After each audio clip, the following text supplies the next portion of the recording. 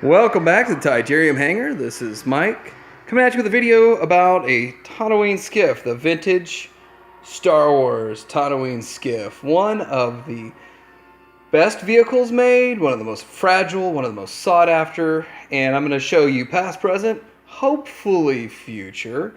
But before that, I want to say thank you to the 83 subscribers we have before we know we'll be at 100. I do this for fun. I do this for free. My kids wanted to get into it, and so we've been doing it for almost a year now and looking to hit that 100 subscriber mark. So like and subscribe. More of these will come at you. I mean, there's so much more we can do, and it just really makes me feel good. Well, one other thing I want to say is the 1 minute building of a Death Star that got reclaimed, which I really don't care because I don't make money off this, but I'm flattered actually that they think so much of the Titanium Hangar.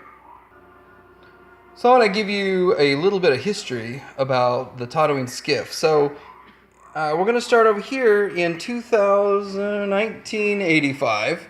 They came out with the Tatooine Skiff, and I saw this on the shelf. I remember this, and I thought it was a model. And it was like $12.99, and then it went to $6.98, like half off at this place, wherever it was. And so I passed on it like most people did. And this thing just looked like a model. It didn't look like it was anything all that great. Now it's super expensive, rare and hard to find. And to get a box example, I've only come across one that I felt was reasonably priced. And dude gave me a good deal, so. Next, in 1997, after collecting for about a year, I was so excited this came out. And it came out for $19.99, and Target had it as an exclusive and on sale for $14.99.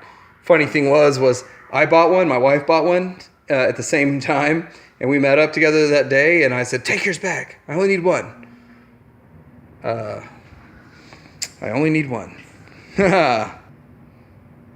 And then 2000 something or another, they came out with this other one here. This is the Battle at Sarlacc Pit, and it includes a whole bunch of figures. It was a much higher price point. I think it originally came out for like $55, and then this was on clearance for $40. Frankly, I thought I got it for even cheaper than $40. Thought it was like $27. I think it rang up for $27, but I don't know. I mean, maybe I just told myself that to make myself feel better. Looks like Luke's fallen out. I'm not a big fan of these action pose sets. Luke fell out of there.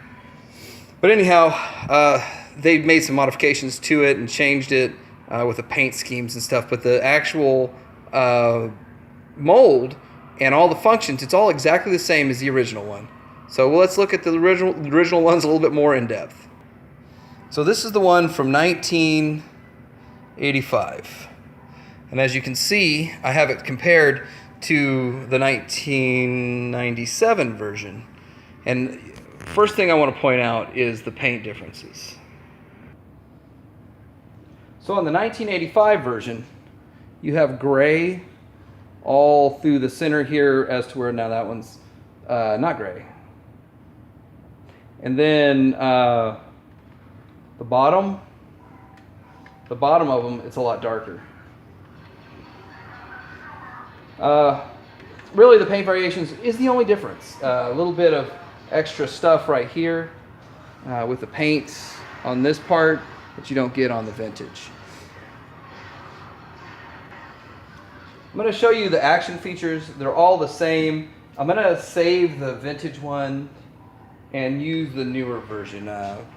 First of all, the newer one's a little bit smoother in the actions, and of course, they works better, and I just don't want to mess up one. So anyway, one action feature is you push this lever back here, and it'll throw a figure forward. That's one of the action features on this thing. So that's pretty cool, but the downside is these rails break. Here's a rail that's been broken, and kind of sad. I got it that way. I didn't break it, but it is what it is. It's really not fixable. I guess there is a way to fix it. I made a reproduction, a very ugly. I've got better reproduction than this hidden away, but I thought about cutting this tab piece off of my reproduction part and then gluing it to an original just for repair.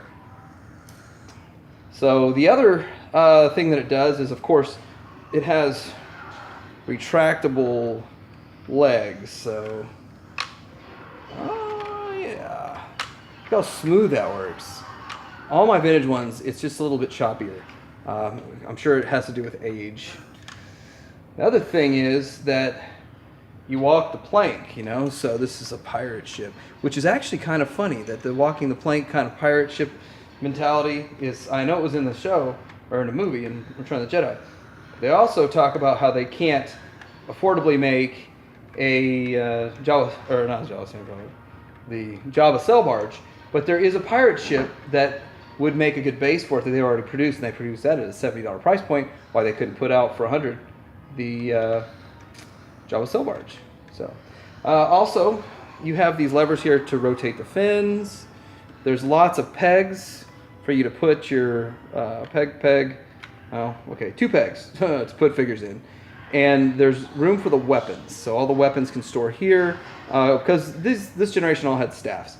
Just think this is really cool. So out of all the vehicles, this is one that I think looks closest to the actual movie. And it's great. Now, a lot of people say it doesn't scale well. I disagree with that. I think that it does scale well. But I guess you could make it slightly bigger than the Java sail barge would be gigantic if that were to happen. So as you can see here, the two different versions of the newer one, these are my parts ones. I stole parts off of them to complete some vintage ones, and actually my buddy did the same. I just wanted to have an extra one for parts for if a mechanism went down. I mean, I could take it out apart and use the mechanism in a vintage one or whatever. The rudders are the same. The colors are really close on the rudders. So just, two more just for fun. And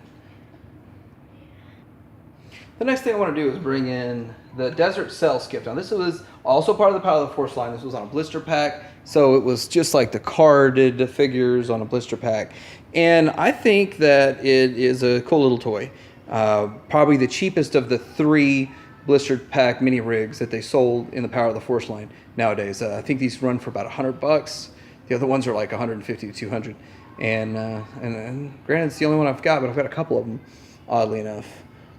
You move this little action lever there, and that moves these. Now, this is one of the vehicles that they remade right away in 1995, and they put it as in with Luke, but it was completely different. Next, I want to kind of do a scene comparison so you can kind of see what it looks like with the scene that they made in the modern line with the figures versus a vintage line with vintage figures. And I think this definitely displays well. It's a great display piece, and I would only leave it at that. I would never really want to, play with it or give it to a kid to play with. I let my kid play with one of my parts ones, but then even then I was worried about all the parts getting bent up and beat and broken, and the mechanisms getting broken too. Lastly, I want to talk about buying parts for this thing. You really need to know your stuff. You need to know the colors of the vintage one looks kind of gray versus the tan over here. So if you can see the difference between those. This actually, pat myself on the back. I got the color almost perfect to match, not the vintage one, which I should have, but to match the newer one, because that was the one I was actually copying. I didn't want to risk breaking a good one. And then I found this online. So if you look and you compare, I thought I was getting some skiff rails, and I don't know what these go to. So be careful. Ask questions. Be sure you know what you got. I paid $10 for 3 of these, and I don't know what they go to, but I'm sure I'll put them to work with something in the Star Wars universe, a scene or something. So it's not really going to break my heart. So definitely an awesome little toy. Kind of in closing here, I really think that Hasbro should remake this, make it a little bit bigger maybe, add even their own features, completely redo it. I mean, don't copy the old mold again. I mean, how many times can you beat the old mold? You can still get the mint in the box 1997 version for $50, and with today's collecting, that's pretty reasonable. I would definitely be all over buying a handful of remodeled ones that are slightly oversized a little bigger than this. You can fit more figures on. You can do some different play features with, and make it more solid. I just think this thing is just too fragile, and I know they can make one a lot more solid that can take a beating. Like and subscribe, and Titanium Hanger out.